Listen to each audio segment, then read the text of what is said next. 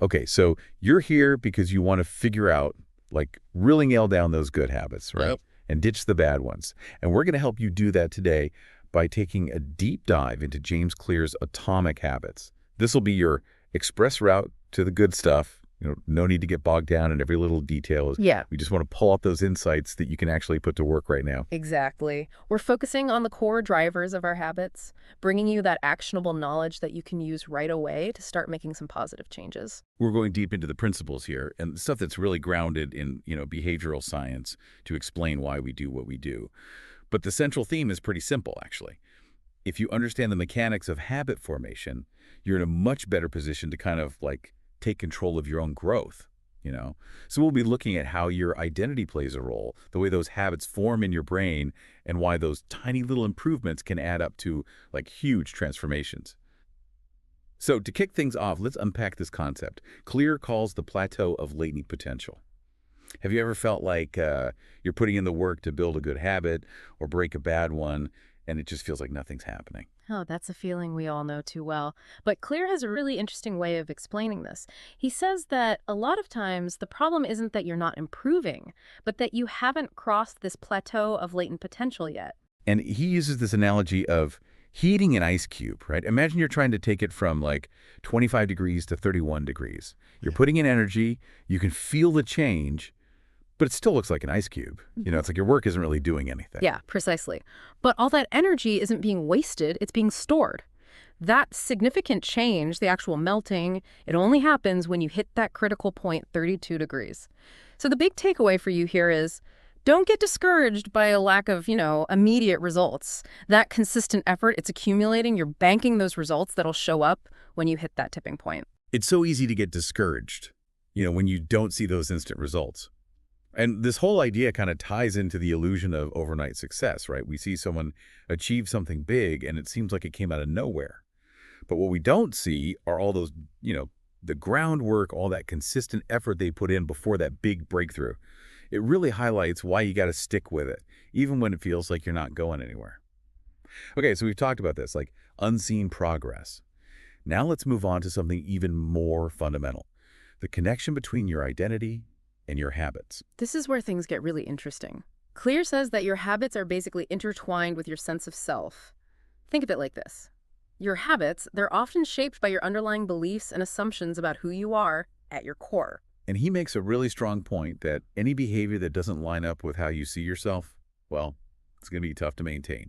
Like, imagine you want to have more money, but if deep down you see yourself as someone who spends, not saves or earns, you're probably going to keep getting pulled back into those spending habits. Exactly. Or let's say you want better health, but your core identity is more about comfort than being active. You'll probably find yourself gravitating towards those less healthy choices. You can set all the new goals you want, but without a shift in how you see yourself, those changes might not last. So how do you bridge that gap? How do you make those desired habits stick by aligning them with your identity? Clear argues that the strongest motivation comes when a habit becomes a part of who you are. There's a big difference between saying, I want to be the kind of person who does this, and I am the kind of person who does this. It's about integrating that habit into your identity so the motivation comes from within. And this is where pride comes in, right? The more pride you have in a certain part of your identity, the more you'll be driven to keep up the habits that go along with it. Like, if you're proud of your hair, you'll have habits around taking care of it. Or, if you see yourself as strong, you'll prioritize those workouts. It's about those habits reflecting who you believe you are. Yes, exactly. And that leads to this powerful idea, habits as votes for identity change. Every action you take is basically a vote for the kind of person you want to become. So it's like you're building evidence, right? Each time you repeat a habit, it's another piece of proof that you're becoming that kind of person. Right. And this is why even small habits can make a big difference. They provide tangible proof of who you're becoming. It's that paradox again. Small improvements, consistently applied, lead to big changes. So if you want to change who you are, you have to change what you do. Clear gives some great examples, like every time you write, you're acting as a writer. Every time you practice an instrument, you're a musician. Starting a workout makes you an athlete. And when you encourage your team, you're being a leader. And each of these habits does more than just get you results. It builds self-trust. You start to believe in your ability to accomplish things. But of course, the flip side is true too. Every time you indulge in a bad habit, You're casting a vote for that identity. That's true. But you don't need to be perfect. It's about winning more of those identity votes over time. So new identities need new evidence. If you keep doing the same old things, you're going to get the same old results. It's a two-step process. Decide who you want to be and then prove it to yourself with small wins. It's not about, like, external achievements or quick fixes, but about becoming someone different. Now, let's zoom in on how these habits actually form in your brain. This is where the four-step habit loop comes in. This is the core framework for understanding habits. It always goes in the same order. Cue, craving, response, reward. Think of it as your brain's habit-forming algorithm. So first up, the cue. What is that exactly? The cue is what triggers your brain to start a behavior. It's a piece of information that hints at a potential reward. In the past, it was things like food and water.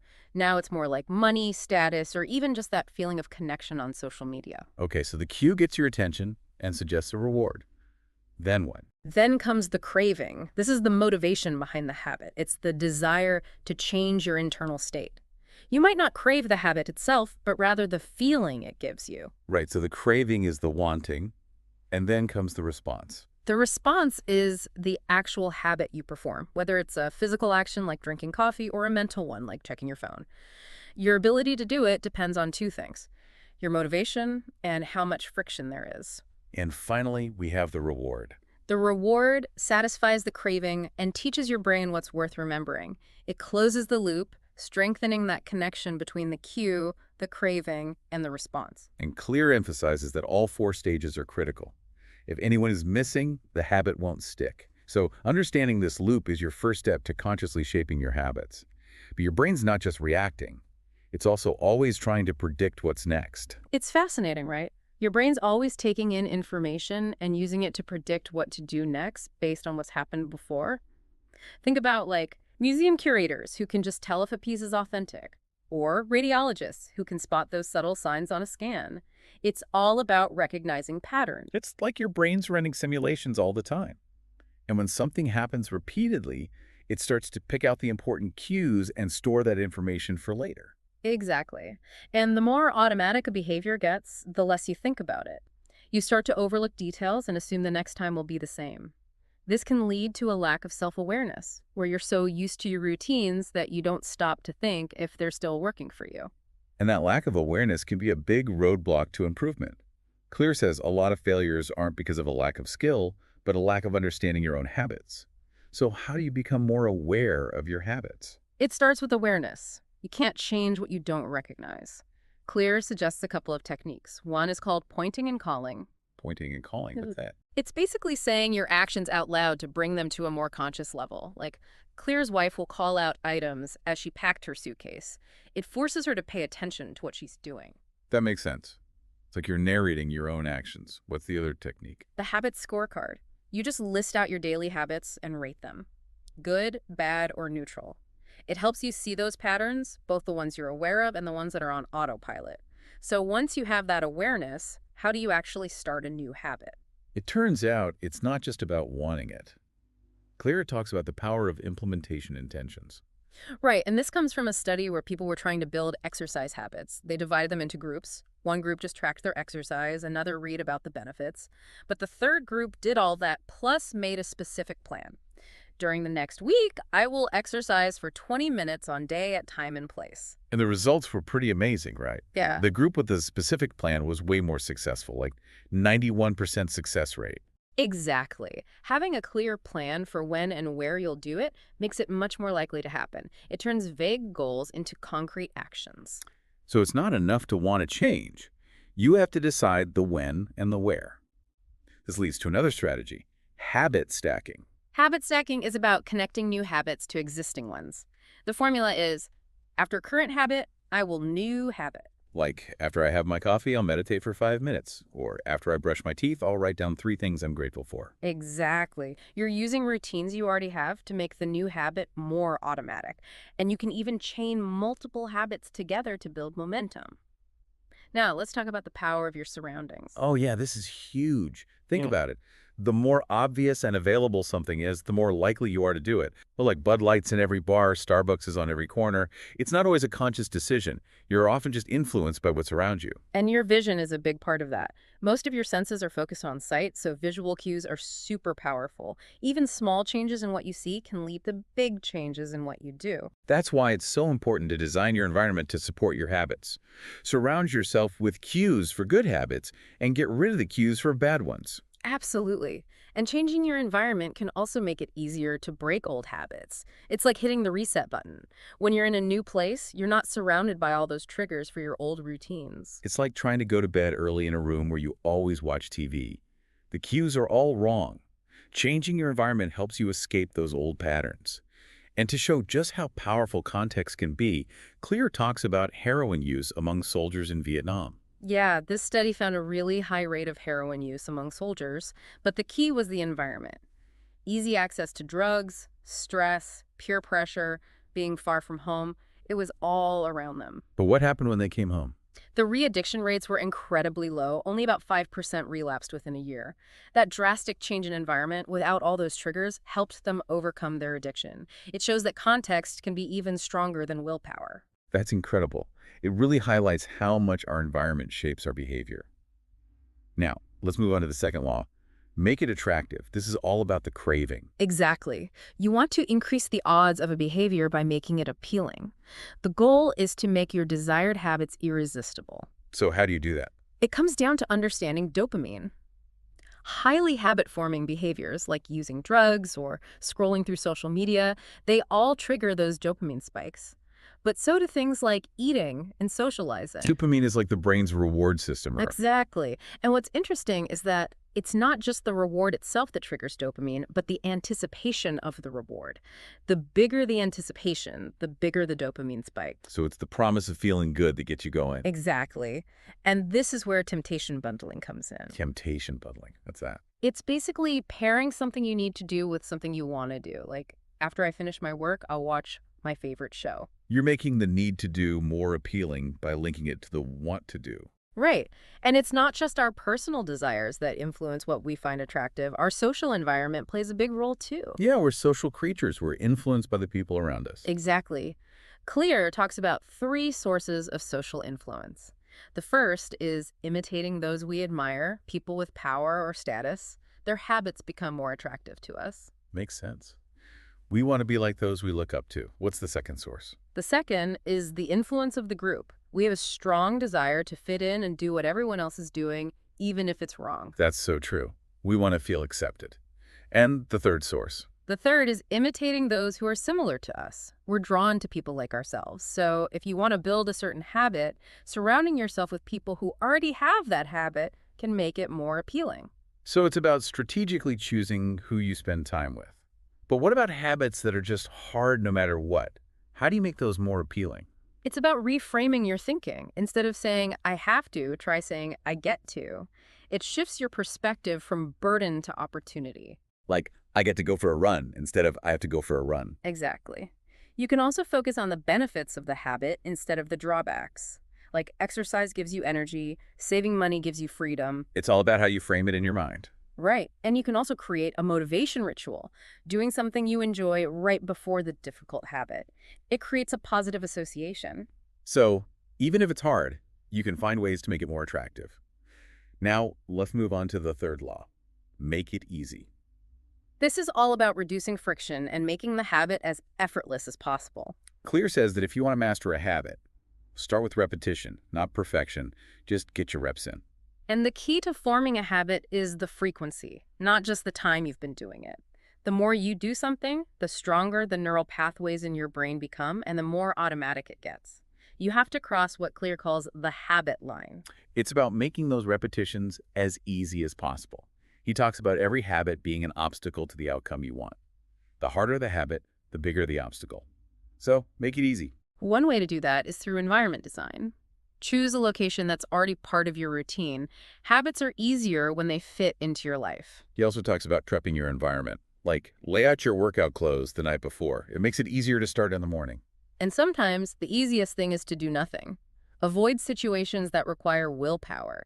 Create an environment where you don't have to constantly fight yourself. This brings us to the 2-minute rule. I love this one. It's about shrinking your habit down to something ridiculously easy, like read before bed becomes read one page. You're just focusing on getting started. Once you do that, you're more likely to keep going. Exactly. Now, on the flip side, how do you make bad habits harder? This is the inversion of the third law. Make it difficult. Right. Sometimes it's about adding friction to bad habits. Clear talks about commitment devices, where you make a choice now that controls your actions later. Like Victor Hugo locked away his clothes so he couldn't leave the house and would be forced to write.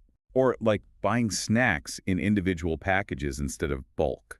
You're making it harder to overeat. Exactly. And the ultimate form of this is automating your habits. Automating. Yeah, making good habits inevitable and bad habits impossible. Like the cash register automated ethical behavior by making theft nearly impossible.